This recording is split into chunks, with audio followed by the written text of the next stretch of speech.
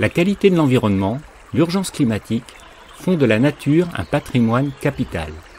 Mais littéralement, sa prise en compte est totalement absente de nos modèles comptables. Pour réconcilier l'économie et l'écologie, la comptabilité ne serait-elle pas la nouvelle arme incontournable?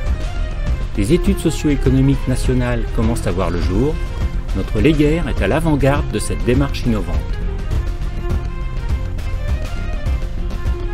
L'étude, elle est liée en fait à notre appartenance au réseau Rivières Sauvages. Le Léguerre, on a eu la chance d'avoir ce label en fait, national, site Rivières Sauvages, pour une partie importante du Léguerre et du Gouic, son principal affluent, en 2017. Et depuis, on appartient à ce réseau des rivières labellisées. Et du coup, il y a 2 ans, à peu près, on nous a proposé de participer à cette étude un petit peu novatrice qui lie environnement et économie. Étude qu'on appelle l'évaluation des services écosystémiques rendus par une rivière de haute valeur patrimoniale. La stratégie nationale pour la biodiversité a identifié 43 services écosystémiques.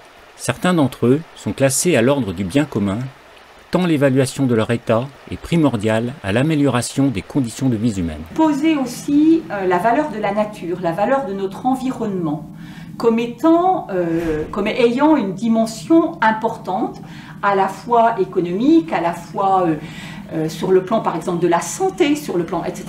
Eh ben, je pense que ça compte et que ça pèse aussi. Et qu'à certains moments, réussir à mettre ces sujets-là un peu en équation face par exemple à l'intérêt, on pourrait imaginer, l'intérêt qu'avaient ces sociétés australiennes à venir essayer de creuser dans nos sous-sols pour voir si on n'y trouvait pas quelques matériaux précieux. Eh bien, à côté de ces matériaux précieux, on peut se dire aussi que nous avons notre rivière et que cette rivière, on peut aussi la valoriser et mesurer l'intérêt de cette rivière au regard d'une extraction minière.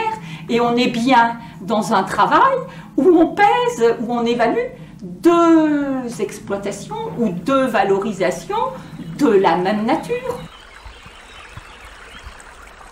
Donc plusieurs rivières sont rentrées dans ce contexte d'étude. Oui, donc d'autres rivières labellisées, comme le Léguerre. Donc il y a l'Esteron, le Nant-Bénin, et donc sur le Léguerre, on a tenté de chiffrer la valeur économique de 4 services écosystémiques.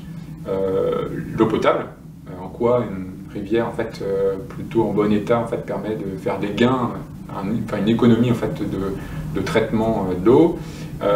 Les services récréatifs, une rivière sauvage en fait, attire des pêcheurs, des chasseurs, des randonneurs et donc apporte des retombées aussi pour le territoire. Ça a été aussi d'essayer de chiffrer en fait, la valeur du bocage et du boisement qui est quand même relativement important en fait, sur la vallée en termes de bois énergie qui se développe de plus en plus, en termes de séquestration du carbone. S'intéresser aux zones humides, au bocage, fait partie des priorités des politiques publiques afin de préserver les espaces naturels essentiels à la santé de nos écosystèmes. Ces zones jouent des rôles d'épuration, de recharge des nappes pour la ressource en eau, de puits de carbone ou encore de réserve pour la faune. Et puis là, c'est peut-être plus spécifique au Léguerre par rapport aux autres rivières. Le comité de pilotage, les acteurs du territoire ont voulu qu'on essaye de chiffrer en euros, c'est pas une mince affaire, l'attachement des habitants à la vallée du Léguerre. Alors, je ne suis pas sûre que malgré tout, tout se mesure en termes d'argent. Et par exemple, je ne suis pas étonnée que le dernier pan sur lequel on soit encore en train de travailler, c'est la valeur économique de l'attachement des habitants à la rivière. On considère que l'essentiel de la valeur des écosystèmes repose sur une valeur qui n'est pas marchandisée aujourd'hui, qui n'est pas une valeur marchande. Alors pour donner des ordres de grandeur, l'ONU considère qu'à peu près la moitié du PIB mondial repose sur des services écosystémiques qui font l'objet de marchés, donc des services marchands, alors que les valeurs non marchandes qu'on peut traiter aux écosystèmes en très bon état écologique seraient de l'ordre de plusieurs fois le PIB mondial, 3 à 4 fois le PIB mondial selon les études. Les bénéfices, ils vont être de plusieurs ordres, parce qu'en fait, ils vont nous amener à considérer que des espaces naturels en bon état, comme cette rivière sauvage, eh bien en fait c'est une plus-value pour le territoire et c'est une plus-value qu'on est capable de chiffrer comme on est capable de chiffrer la plus-value d'un système économique plus classique, plus marchand, ou comme on est aussi capable de mesurer ce qu'il faut pour pouvoir réparer des espaces abîmés, et bien là, on pourra aussi peut-être se dire, préserver des espaces pour ne pas avoir à investir dans la réparation, ça nous donne aussi des éléments de budget. Et là, on est en train en fait, d'analyser les résultats. Et une fois que cette analyse va être finalisée, d'ici quelques mois, on restituera en fait, au comité de pilotage sur le Léguer en fait, les résultats de cette étude. Et on va rentrer dans un processus de validation, valorisation à l'échelon national avec les autres rivières d'ici la fin de l'année. Le 5 juillet 2021 s'est déroulée la restitution en présence d'experts, d'élus et de représentants associatifs tant à l'échelon national que territorial. Lorsqu'on parle d'un service écosystémique, bien souvent, il est identifié à travers 3 paramètres, c'est-à-dire l'offre, ce qu'il peut offrir au territoire, la demande, ce que les habitants souhaitent acquérir via le fonctionnement d'un écosystème et du service qu'il rend, et en fait le flux, c'est-à-dire ce qu'on peut capter par an sur cet écosystème sans compromettre son fonctionnement écologique. Parce que bien évidemment, on peut capter l'ensemble du service que fournit un écosystème et dans ce cas-là, on met à mal la résilience de l'écosystème par rapport aux prélèvements que font les habitants sur cet écosystème.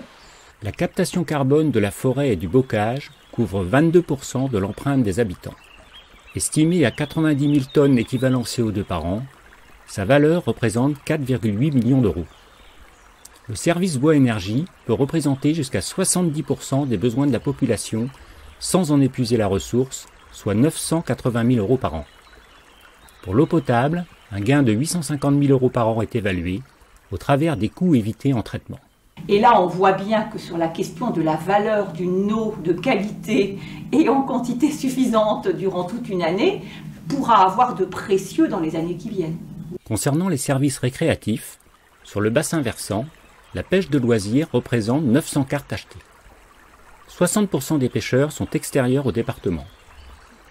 À partir des estimations de la Fédération nationale, on chiffre à près de 800 000 euros par an les retombées économiques. Et pourquoi est-ce qu'il a cette lanière jaune là?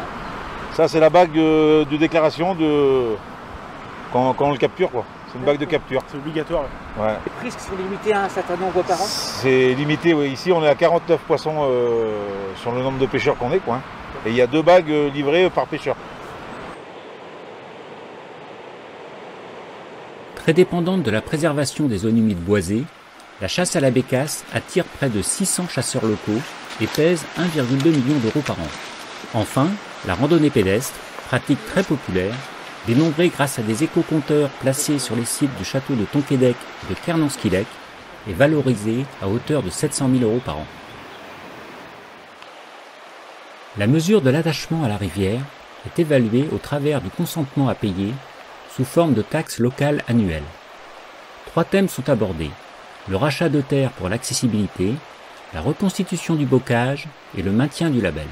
Réalisé essentiellement grâce à un questionnaire en ligne, Covid oblige, mais aussi sur les marchés en touchant tout public, le profil du sondé est âgé en moyenne de 49 ans, majoritairement un actif et à 60% un homme.